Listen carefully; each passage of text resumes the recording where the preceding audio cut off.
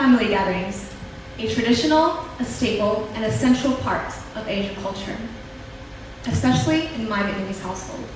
Whether it's Tet, Hung King's Festival, Labor Day, Vietnamese National Day, these are countless of opportunities for my family to reconnect, rekindle, and rebond with each other. And for many of my family members, this is a time where they're excited to meet other parents, meet other relatives that they have not seen for a long time. However, in my case, each family gathering came with a distinct and an almost ritualistic routine. There was always a discussion on my body. It goes something like this. Sao đợt này bà thấy con béo thế? Bà con lên cân đấy à? Grandma thinks you're a bit fat lately. Have you been gaining weight? Okay. Cô thấy đợt này bụng con hơi to. Con nên giảm cân. Auntie thinks your stomach is a bit big. You should start losing weight. Okay. That's okay. I'll do that. I'll go on a diet. I've heard of this super cool keto diet that I probably think I'll enjoy. I'll start counting my calories. And you know what? I'll even start working out. I'll go to the gym more often. And when I lose weight, they won't have anything to say against me. Đợt này con giảm cân à? Bà thấy mặt con hơi bị quắt. Have you been losing weight lately? Your face is so hollow. Chú nghĩ là con gầy như này là con không tìm được bạn trai đâu. If you're this skinny, you won't find a boyfriend. So with each family gathering, I found myself stuck in an endless cycle of self-hatred. Whether I'm gaining weight or whether I'm losing weight, no matter how I looked, it seemed impossible to satisfy my relatives. And these comments began to take a toll on my self-esteem and my confidence. So I began resenting family gatherings. I'd find excuses not to come now.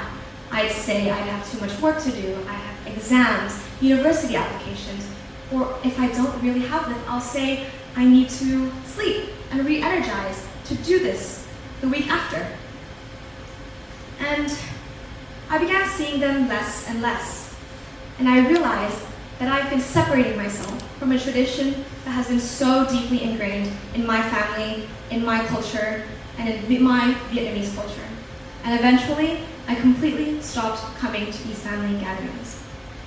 And I'll be honest, standing here on stage and confessing this to the crowd, I do feel selfish and I do feel guilty for not coming. Because I feel like I have not witnessed the birth of my cousin. I have not witnessed my grandma's 81st birthday. And I believe the reason why I feel so strongly about this is due to the difference in my generation. In my generation, we've grown up in an era marked by significant societal changes in social norms and in norms in general because of the widespread social media.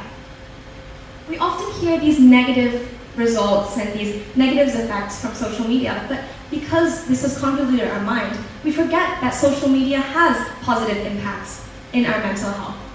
Today, we see an array of beautiful women showing their vulnerabilities, their cellulite, they show their stretch marks, they show their scars, and their fat. And they show us that it is normal to have these things. For example, if you take out your phones right now and you go on Instagram and you search up the hashtag BU or the body positivity movement, you will see 11.9 million posts globally for this movement. If you scroll on your phone a bit more and you search up TikTok and you search up the exact same tag, you will get 42.7 billion views on body positivity. I cannot even fathom how much 42.7 billion views are. So I decided to quantify it. If I were to watch one video for 8 seconds only, 43 billion times, that would take me 8,177 years to finish. And that would take you back to a time way longer and way before the Great Pyramid of Giza were built.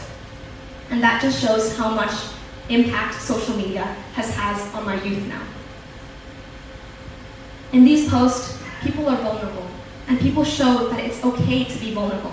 It's okay to love these qualities about yourself and appreciate ourselves because we have these qualities. Today, our premise of body image is not believing that our body looks good, but it's knowing that our body is good. This cultural shift has expanded our perception of beauty to encapsulate and encompass a wider range of what beauty is and the definition of what true beauty is. For many of us, beauty is a way of being authentic. It's a way of showing self-expression and being okay with who you are. Moreover, it's not just a shift in our daily lifestyle, it's an entire corporate culture shift. Take, for example, Victoria's Secret, a $1.3 billion company focused on the beauty of women, selling lingerie products to beauty products to lotion. They have rebranded their entire company and they have stopped showing the campaign of angels, the ideas of white, skinny, slim angels. They have rebranded their entire company, removing that campaign to encapsulate more women of true beauty, plus-size women, people who are bigger, transgender women, women of all different racial profiles. This shows that because of this corporate shift in culture, it shows the impact of social media on inclusivity and adaptation. However, in my family, the older generation and the other generation, they grew up in a time that was vastly different from ours. My grandmother, my grandfather, my mother, my parents, my uncles, and my auntie. They have lived through a time of scarcity, of hardship, and in a society that has placed great emphasis on traditional values. Unlike us, my generation, there was a greater emphasis on the idea of health. And health has always came before the idea of beauty. It was only when health was achieved that you would be considered beautiful. Take, for example, these traditional Vietnamese proverbial phrases. Sống lâu trăm tuổi, live a long, a happy life to 100 years old. Or, An khang thịnh vượng, health and prosperity. These sayings emphasize the idea of how health is important to traditional culture, and specifically traditional Vietnamese culture. For example, another example is when I go to my grandparents' house, they always say, do you want another bowl of rice? Or do you want to go to the market and get some more snacks with me? Because they believe that the value they could contribute to my life is my health. So, when you really think about it, like us, their perception and their premise of body image isn't believing that our body looks good, but it's believing that our body is good, and is healthy, and is well-fed, and is nourished, so that we are happy. Thus, it was when I truly recognized that this difference in values and this varying perception of beauty between my generation and my family's generation, that I realized this isn't a source of conflict, but it's rather an intriguing insight to the different and the dynamic idea of beauty ideals. And therefore, I came to a middle ground. This brings me to the reason why I wanted to talk to you guys today. In this diverse audience, I see parents, I see teachers, I see counselors, and I see adults from various walks of life. But also, in this very same audience, I see students, I see sons, and I see daughters of these people. And I see people like myself, navigating themselves through this adulthood and this life, becoming an adult, striving for validation and appreciation. In this crowd, I see my family, living in such a multi-generational family, from grandparents living from the 1960s, to my parents being born in the 1980s, me being born in around 2000, and my sister being born in around the year of 2020.